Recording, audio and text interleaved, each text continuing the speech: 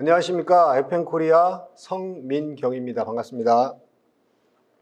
저는 이번 시간에 축산물 해삽에 대해서, 특히 축산물 가공업 해삽에 대해서 설명을 드리도록 하겠습니다. 주요 내용은 크게 세 가지로 나누어서 강의를 드리도록 하겠습니다. 첫 번째가 해삽에 대한 개요입니다.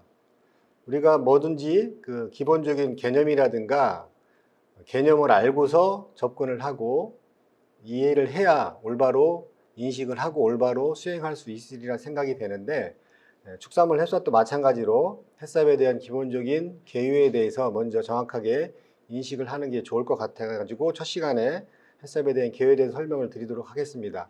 대부분의 업체분들이 해삽은 많이 이야기를 들어보셨을 것입니다. 어느 정도는 뭔가 축산물에 대해서, 식품에 대해서 위생적으로 관리하는 제도다, 이 정도 인식을 하고 계실 텐데요. 이번 시간에는 한 20분 정도 해삽의 본질적인 개념이라든가 기본 개요에 대해서 설명을 드리도록 하겠습니다. 첫 번째로는 해삽의 기원이 어떻게 되는지에 대해서 설명을 드리도록 하겠습니다. 해삽은 1960년 전후에서 나사에서 우주 개발을 할 때의 기본 개념이 시작되었습니다. 해삽의 그래서 기원은 우주식과 함께 시작이 되었고 발전했다고 이야기를 드립니다.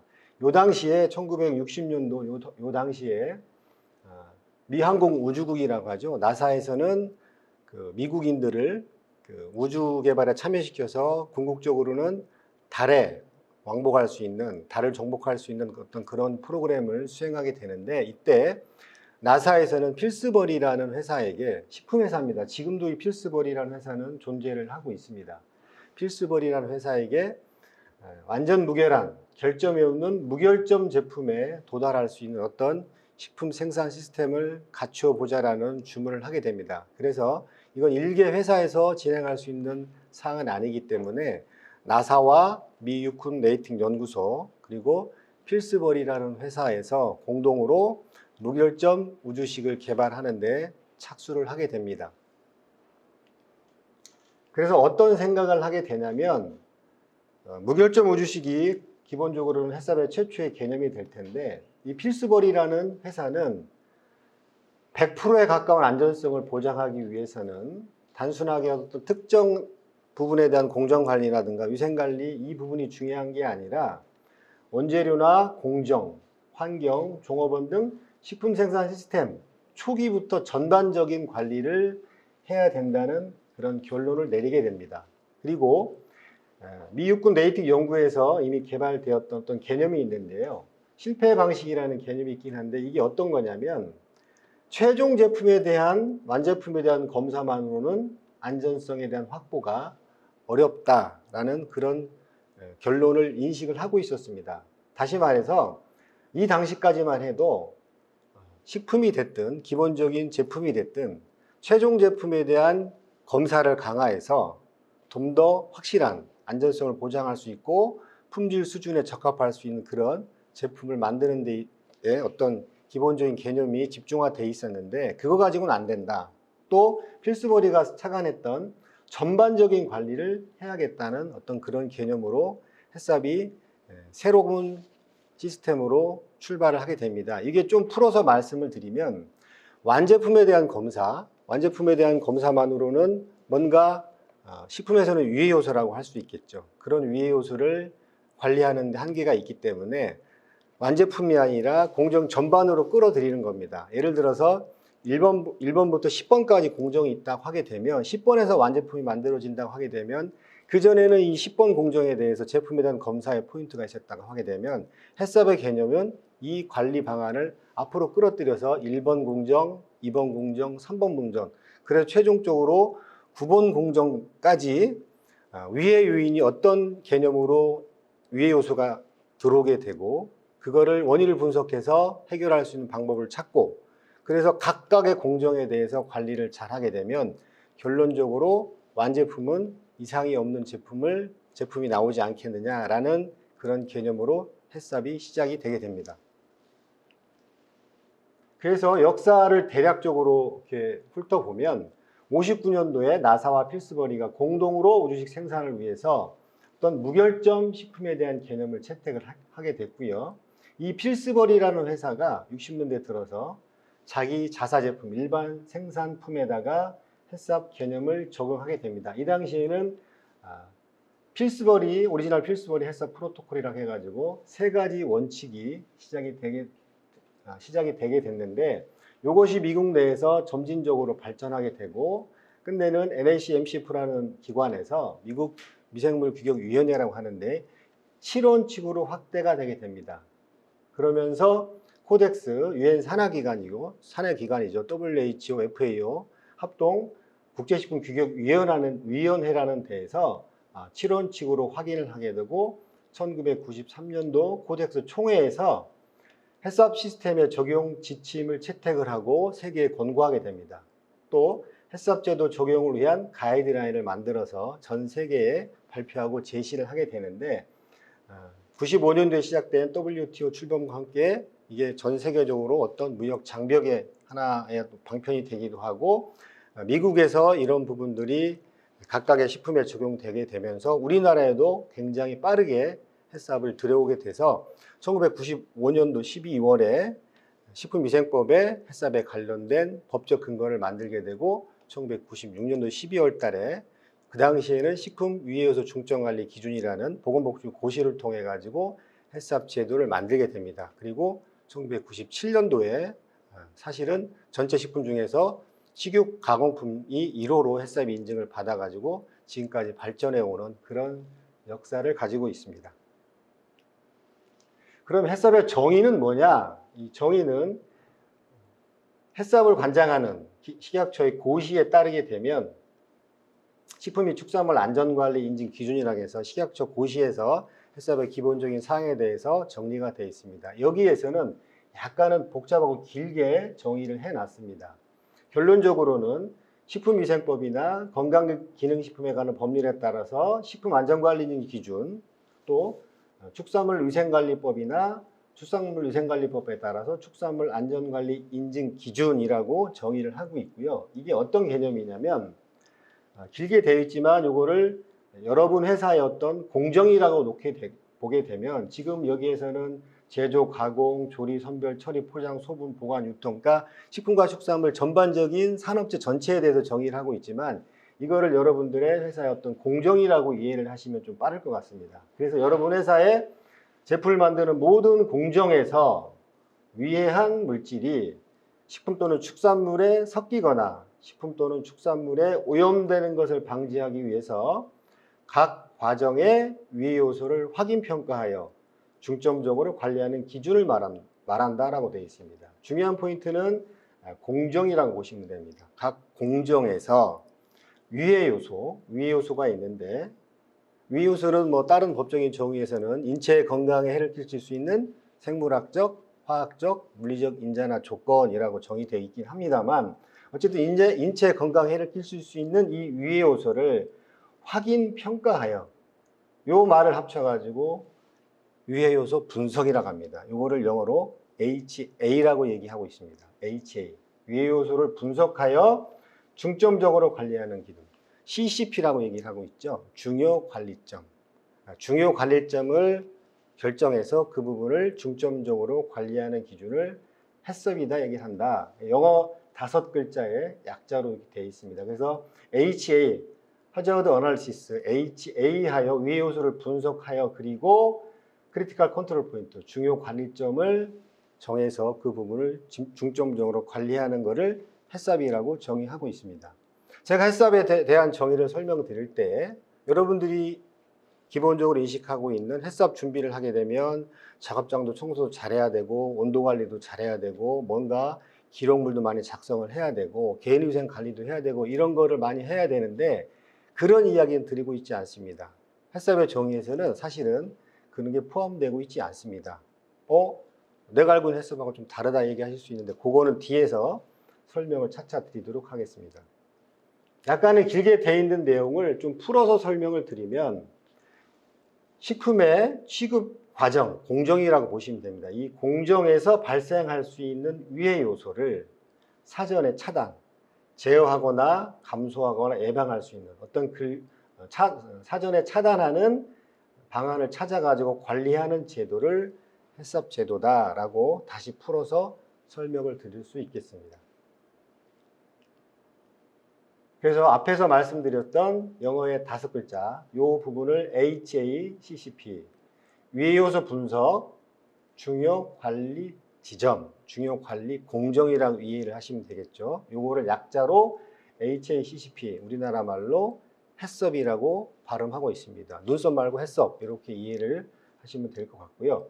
이 5글자를 다시 좀 나누어서 풀어보면 HA라는 부분과 CCP라는 부분으로 나누어서 이해를 하실 수가 있겠습니다. HA는 다시 말씀드리면 위의 요소 분석이라는 개념인데요.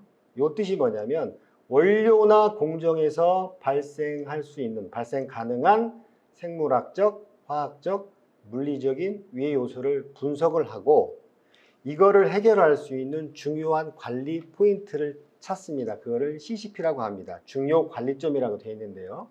위의 요소를 예방하거나 제어하거나 또는 감소시킬 수 있는 공정이나 단계를 찾아서 그 부분을 좀 더 집중적으로 관리하는 그런 제도를 해썹이라고 이해를 하시면 되겠습니다. 앞에 서두에 최종 제품에 대한 공정의 포인트가 있었는데 우주식을 개발할 때 최종 제품이 아니라 공정 전반에 걸쳐 가지고 1번부터 10번 공정이 있다고 하게 되면 그 부분에 대해서 좀 더 위생 관리를 강화해서 1번이 안전하면 2번으로 넘어가고 2번을 안전하게 관리해서 3번, 4번, 5번 그래서 10번까지 가게 되면 최종 산물은 안전한 제품이 나올 수 있지 않겠느냐라는 이야기를 드렸었는데 그 개념의 연속선상입니다.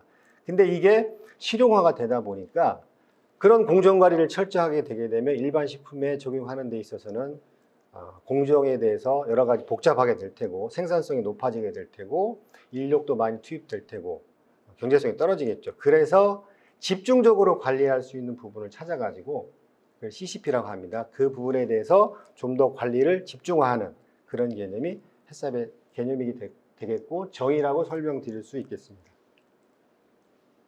그래서 해썹의 본질적인 특징은 크게 5가지 정도로 설명을 드릴 수 있겠는데요.